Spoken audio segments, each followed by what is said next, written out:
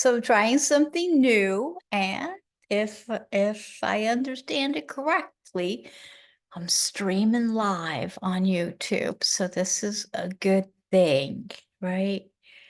Um, and it's a new doorway. Who knows where it'll lead, right? A little bit of fun, little bit of fun, little bit of action. So I think this is going onto the YouTube page, and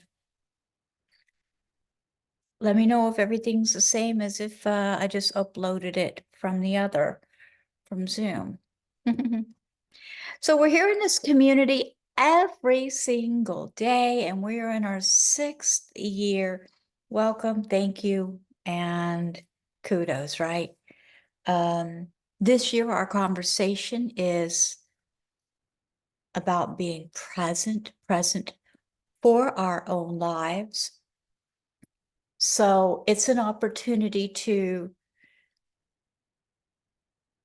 not only learn and grow, but enjoy life a lot more, because the book we're following is the Book of Awakening by Mark Nepo.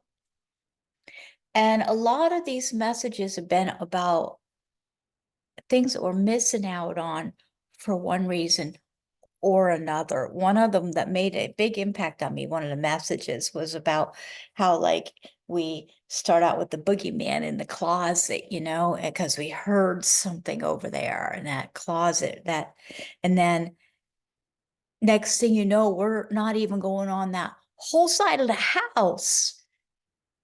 And how these fears grow, and we got to watch our thoughts. And it's just fascinating to me that one seems to have popped in. But part of this being present for me is actually really allowing myself to be present to even receive this message, because honestly, I think this is a glorious message this year, and I really want to absorb it. So that's why we're going to put the music on and use it as a tool. So I'm inviting us inward, inviting us in. So maybe like I'm doing a couple let my neck release a little tension, soften the lines in the forehead and my jaw, the facial expressions, the smile, let the cheeks soften and just let it all, just releasing it. And there's so many layers. So just releasing layers, shoulders maybe drop down from the ears. Noticing the breath just coming in and being with ourselves just to hear this message. Feeling softer, allowing ourselves to feel a little softer. And then just breathing with this softness and this stillness. Allowing yourself a little time and space.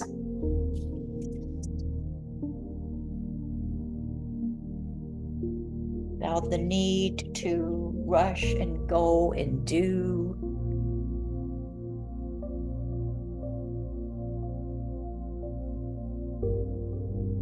I was reminded yesterday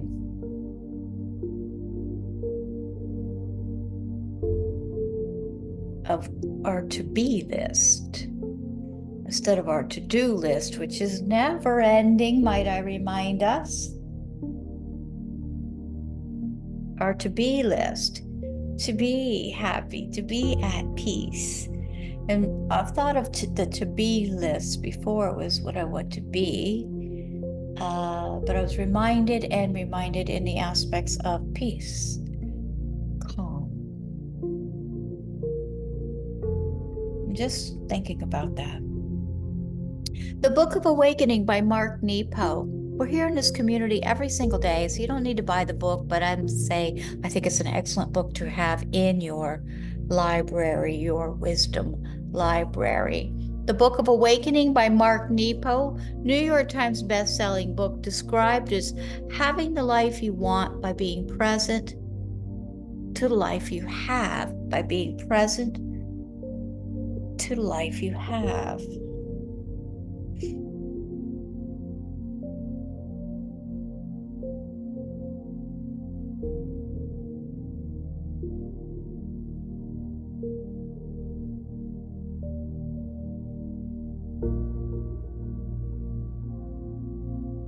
And the message we're offered today for this day number 1941 is titled, When Cut in Two.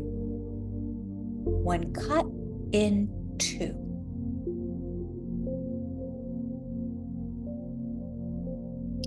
There's a quote here at the beginning offered to us by William Blake. It says, "The cut worm forgives the plow." The cut worm forgives the plow.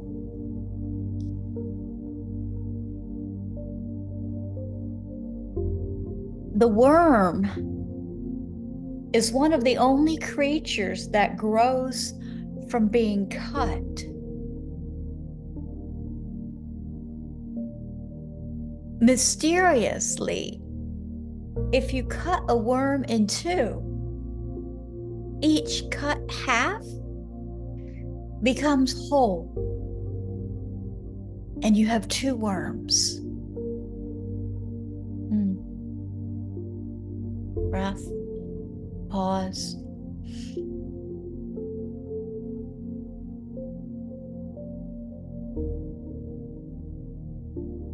What is it in how the worm lives that allows it to grow from its pain? And how might we translate that to being human? Well, without looking too far, the worm is completely in touch with the earth. In fact, it eats earth. It lives in soil, inside and out.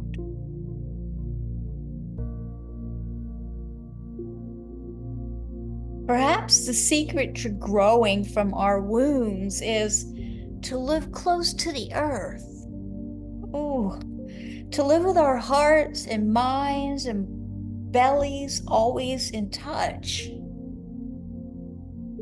both inside and out, with that which is larger than we are.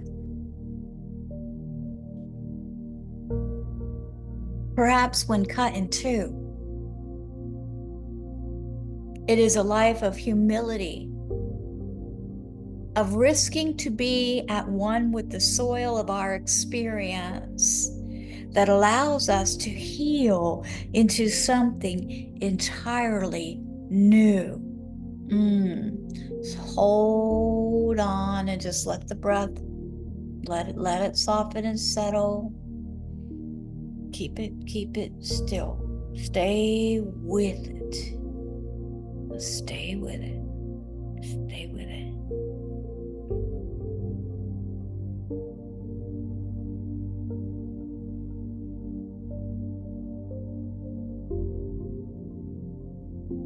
What is it in how the worm lives that allows it to grow from its pain?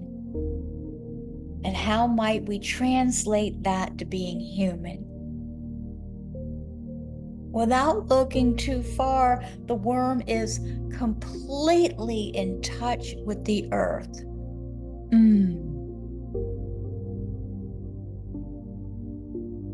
Completely. So perhaps the secret to growing from our wounds, which are gonna happen, is to live close to the earth. To live with our hearts and minds and bellies always in touch,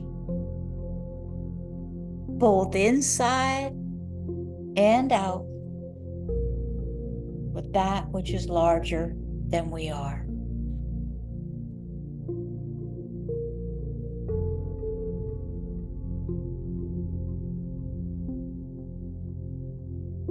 Risking to be at one with the soil of our experience that allows us to heal into something entirely new.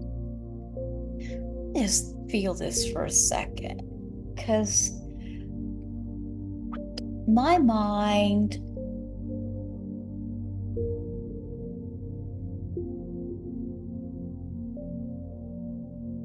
it's going to the witness.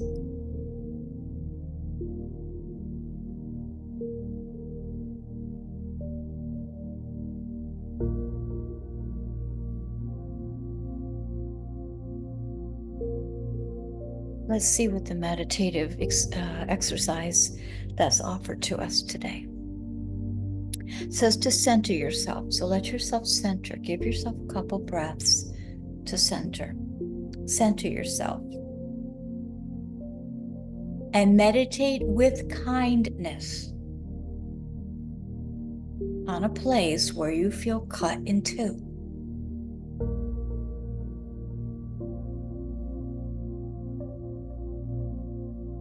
Inhale deeply and bring the universal air to this raw and tender place.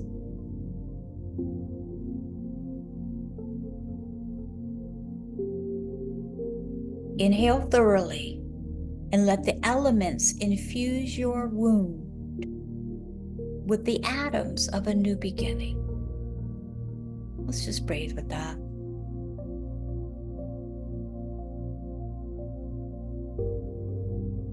That raw, tender and raw space. Breathe universal air to this raw and tender place. And let the elements infuse your wound with the atoms of a new beginning.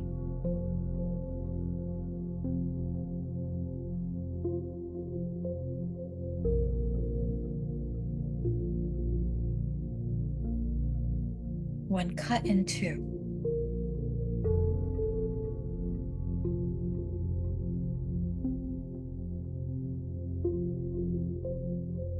our thoughts are so important. All of this is so fascinating,